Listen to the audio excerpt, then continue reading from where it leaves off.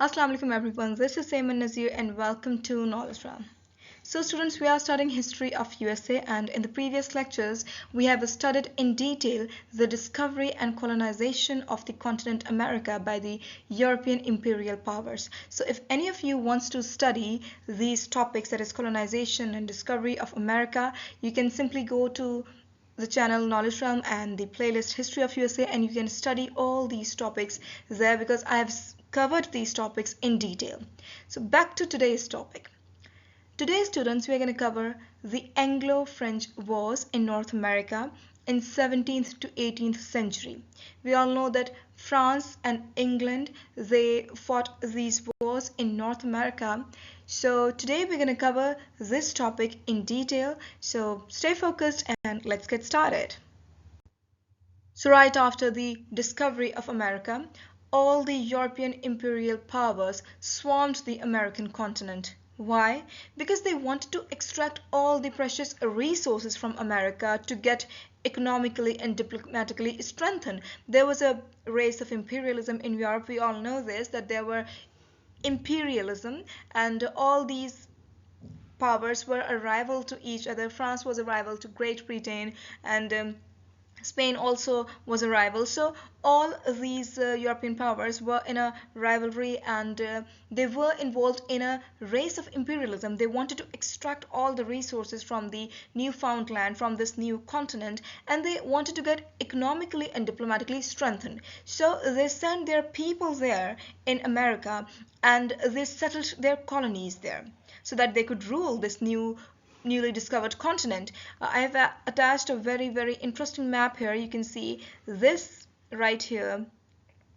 This was the New Spain, the colonies settled by the Spanish conquistadors here. Spanish conquered this area. This was the Central America and the Southern America. Spain settled its empire here, and then this in the blue, this was the New France. All the French settlers, they came here and they settled their colonies here because they wanted to extract all the resources, and they started trade of fur here.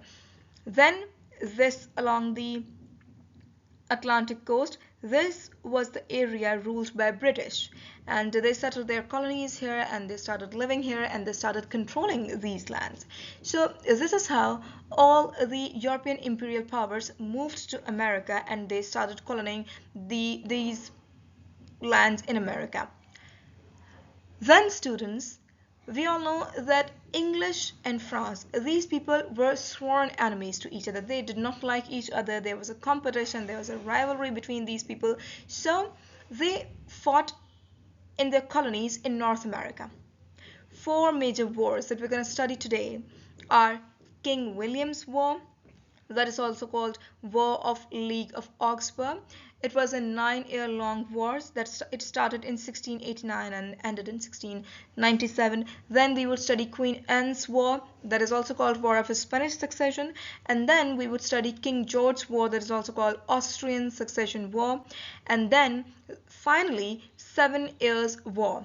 So today we would study these four wars, and we would study that how English and French people brought their conflicts in this new peaceful continent also. They took all their conflicts in America and they started fighting there, and they dragged all the Native Americans also in these conflicts, and they fought wars in this continent. So we will study this today. So the first war fought between the French people and the English people was King William's War, and it is also called War of League of Augsburg, started in 1689 and ended in 1697.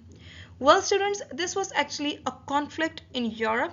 The conflict started in Europe and then it was taken to North America also. The people of Europe, the English people and the French people, because these people had colonized America, they had their colonies in America, so they took this conflict to America also.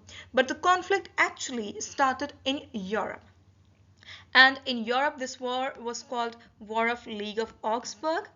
And in North America, this war was called King William's War. There is no difference between these two wars. The war was same and happening at the same time. It was 1689 to 1697. There was just a difference of location, and they used these names with respect to location. If you're talking about North America, you would say the King William's War, and if you're talking about the Europe, you would say War of League of Augsburg. There was just a difference of location and not the war actually. So, what was the conflict in Europe that led to this War of League of Augsburg? What happened in Europe at the time? Well, it all started with the glorious revolution of 1688. In 1688, the people of England, they saw this revolution, glorious revolution. Students, at that time, England was ruled by King James II. And King James II was a Catholic and he was ruling England, but the people of England, they were Protestant. The majority of the people of England were Protestant and they did not want a Catholic ruling themselves. So they overthrew King James II. They started this revolution, glorious revolution of 1688, and they overthrew King James II. And the throne was then taken by King William III. King William III was a Protestant and he took the throne and he started ruling England. So this was the glorious revolution of 1688. But then the King James II, who was exiled, he fled to France and he made a coalition with them, with the people of France. France was ruled by King Louis XIV at that time. James and King Louis XIV, they made a coalition and they decided to overthrow Williams and reinstate Catholic rule in England again. Louis XIV was also, he was Catholic, so he felt sympathy towards James II and he made a coalition with James II and he said, okay, we would overthrow Williams and we would reinstate Catholic rule. But both these people, the James and Louis XIV, these two people were ignoring the fact that the population of England was Protestant and they wanted a Protestant sovereign in England. So they ignored this thing and they started this war. So the war started between France and England after the glorious revolution of 1688. This was the whole conflict in Europe. Then Dutch, England and Holy Roman Emperor, they made a league which was called League of Augsburg. And why they made this league? They made this league to stop France. So there were two parties, there were two rivals. On one hand we have France and on the other hand we have League of Augsburg, and League of Augsburg consisted of Dutch, England, Holy Roman Emperor. So these two parties were fighting, League of Augsburg and France. These two parties started fighting in Europe. This was the main conflict in Europe. So the war started in Europe and France and England, they started fighting and they took the war to North America also. They said, okay, if we are fighting in Europe, we would take this fight to North America also because we have our colonies there and we would fight there also and we would try to expand our rule there. But there was another conflict in North America also. North America also had its own conflict. So let's study what was conflict in North America. Well, this King's William War, it was North American theater of the long 9 years war of Europe. First we should understand this, and I've explained this in detail in the previous slide, that this was King's William War was in North America, and it was just a theater of the long 9 years war of Europe. And what was this 9 years war? This was the War of Leagues of Augsburg. So the League of Augsburg, it was fighting in Europe, and then England and France, these were two main rivals of the War of League of Augsburg. They started fighting in North America also. English was in coalition with Iroquois and France allied with Wabanaki Confederacy. These people were the Native American. Iroquois was a tribe of Native America, and the Wabanaki Confederacy, this was actually a confederacy that was established by the 5 dominant tribes of Native America. And these 5 tribes, one of the tribe was Algonquin. Algonquin actually made a pact with the French people, and these tribe made a confederacy, and these tribe were in alliance with the France. So English started an alliance with Morocco, and France made an alliance with Wabanaki Confederacy. And then these two parties, English and their allies and France and their allies, these two parties started fighting in North America. Why? Because there were border conflicts between New England and Acadia. Acadia was New France, and New England wanted to expand in this Acadia. I have attached a map here. You can see that here is Acadia, and this was actually New France. This was a territory of the French people, but here we all know that here we have the 13 colonies of English people. So these English people from Massachusetts wanted to expand in this Acadia region.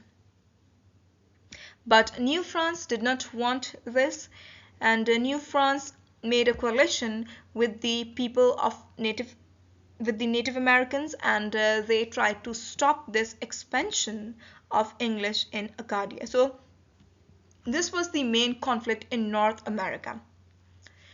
Then they just kept on fighting for 9 long years, and these 9 long years were the years of slaughter and slain and bloody battles. But there was no clear victory of war, and the border remained unchanged, and Treaty of Reykjavik led to the end of this war. Treaty of Reykjavik was signed in 1697. The treaty ended the war, and Acadia, this region, this was restored to France, and the borders were also unchanged. But this treaty was just a truce, and it made temporary peace between France and England in North America.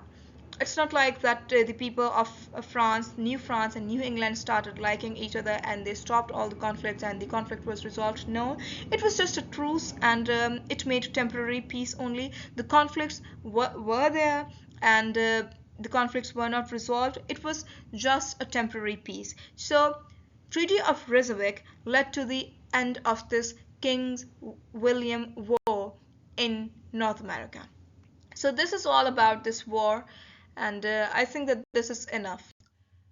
So the second war fought between the people of England and the people of France in North America was Queen Anne's War, which was also called War of Spanish Succession, that started in 1702 and ended in 1713. So in Europe, it was called War of Spanish Succession, and the conflict actually started in Europe. Once again, just like the conflict of King William that started in Europe. So what was this conflict that led to this War of Spanish Succession? Well, in 1702, Charles II, Emperor of Spain, he died childless. He did not have any child of his own, so this thing led to a struggle of power in Europe. No one knew who would succeed Charles II, because Charles II did not have any kid of his own, so there was a struggle for power. And King Louis XIV of France, he placed his grandson Philip of Anjou on the throne of Spain. This was the thing that England did not like. This thing irritated England. So this was one conflict, and on the other hand, King William and Queen Mary, who were ruling England, they also died in England, and a struggle for control of English Empire started in England also. Sister of Queen Mary, Queen Anne, and the son of the exiled King James fought for the throne, but Queen Anne became the queen eventually, and this Queen Anne, she did not like the accession of Philip to the throne of Spain. She did not like this, so this thing led to the war between England and Spain and France also. England then declared war on Spain and France. Why? Because the grandson of King Louis of France, he was ascended to the throne of Spain. And Queen Anne did not like this, so she declared war on Spain and France. So the Queen Anne of England, she declared war on Spain and France because she did not like the accession of Philip of Anjou to the throne of Spain, and she declared war. And the war actually ended in the victory of England. Treaty of Utrecht of 1713 announced the end of war. It was a series of individual peace treaties between the various European countries in between the years 1713 and 1715.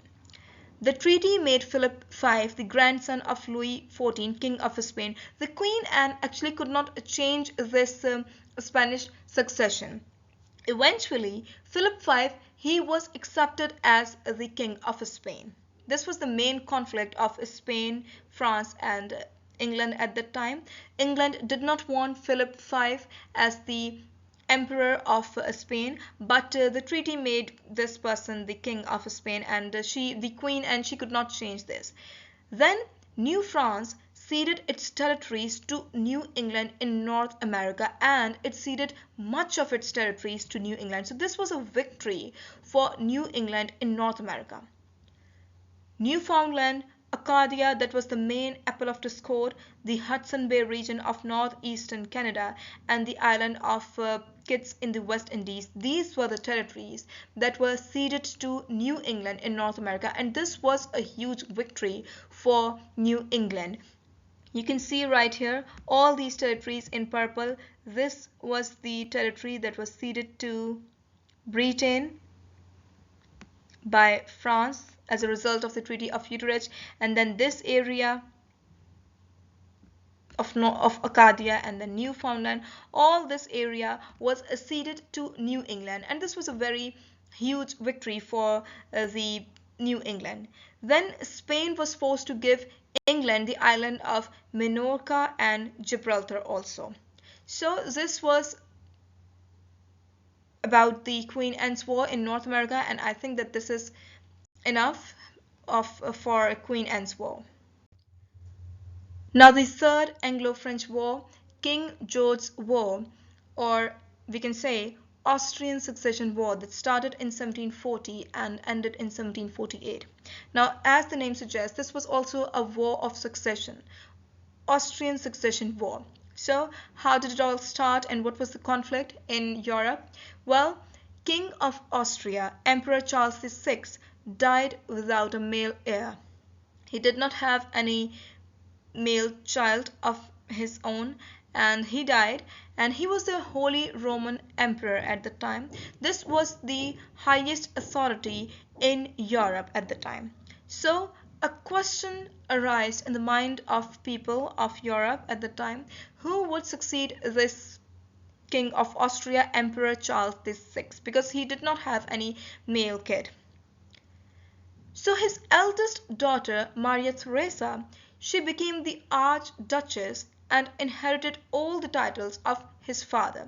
Now this was a new thing for the people of Europe, because Maria Theresa was a female, and this was the first time that a female took this authority and female took all these titles. She became the first and the only Holy Roman Empress of Europe.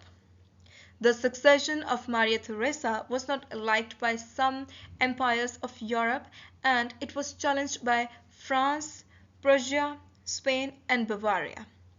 All these empires did not like the accession of Maria Theresa to throne, because they thought that it's not good to make this female the Holy Roman Empress, and they did not like this. Then King of Britain, George II, and Dutch Empire, these two empires backed Austria. So there were two blocks, Britain and Dutch on one side, and France, Prussia, Spain, and Bavaria. These empires were on the other side, and they started fighting as usual. In North America, France and Britain fought, and English captured the Fort Louisburg on Cape Breton Island in 1745. This was the major event and the most important event of the war in North America. English captured this fort of Louisburg. This was a very important fort for New France, and English captured this in 1745. So this was a major loss to New France. But in 1748, after the peace treaty, the fort was restored to France, and there were no not many changes of borders as a result of this King George's War in North America, and both the countries just faced losses, and war ended with no clear victory. The border remained unchanged, and everything was unchanged, and not many things were changed. So this was just a war that they fought, and just a long 8 years of slaughter in North America for this Austrian succession. The Treaty of Aix-la-Chapelle ended the war in 1748. So that's all about King George's War. The last and the most important Anglo-French War. This is known as French and Indian War, and it is also called 7 Years' War, that started in 1756 to 1763. Students, from the perspective of history of USA, this war is very important, or I should say the most important war fought in North America, and we would study this in detail. This was the final war between New France and New England in North America, and it led to the end of New France and ouster of French from North America. Now this is the most important thing about this 7 Years' War. It led to the end of New France in North America. After this, French were ousted from North America.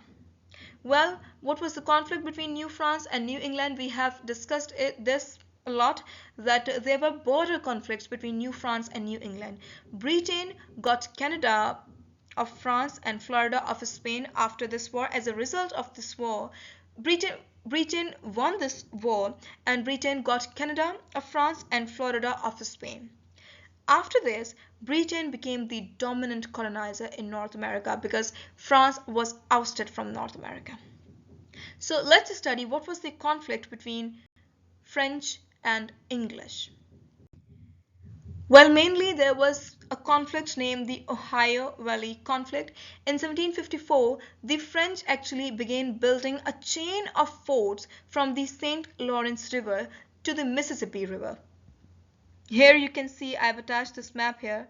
From this St. Lawrence, the French people started building the fort, a chain of fort. They built this on Montreal, and then here, and then Fort William Henry. They started building these forts because they wanted to strengthen their rule in Ohio Valley.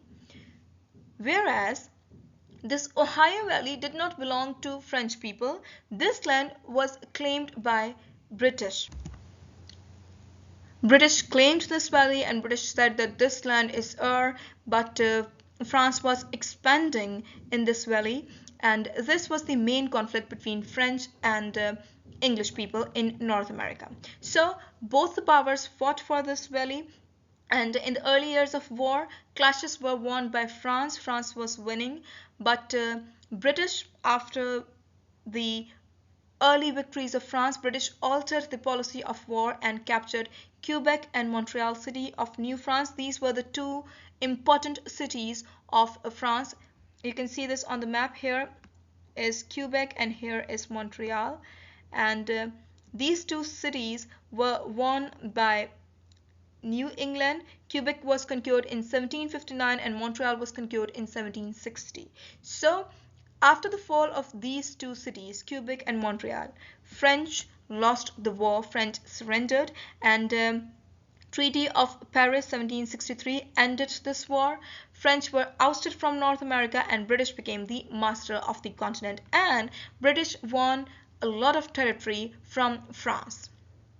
So this was the end of the rule of France in North America, and after this, British became the master of the continent and the dominant colonizer of North America. So this was the end of the French and Indian War, or we could say that this was the last Anglo-French war in North America, and after this, no such war was fought in America between France and England. So students, this is the end of this lecture, but before ending this lecture, I must mention that the 7 Years' War of French and Indian War, this is a very important war from the perspective of history of USA. If you are studying history of USA, you should study this war in detail. And this video is not enough for this purpose. This war, 7 Years' War, actually deserves an entire separate lecture, so I would prepare that lecture separately, so there is no need for any of you to worry about that. This was just a brief introduction of the French and Indian War, 7 Years' War. Today we have covered the 4 Anglo-French War, and the 7 Years' War, it deserves an entire separate lecture, so I would prepare that lecture and I would explain this in detail in a separate video. So here we have come to the end of this lecture. I hope that you all enjoyed this. I hope that all of you got whatever I was trying to explain here. Thank you and Allah Hafiz. Don't forget to like this video, don't forget to comment on this video, and don't forget to subscribe the channel Knowledge Realm.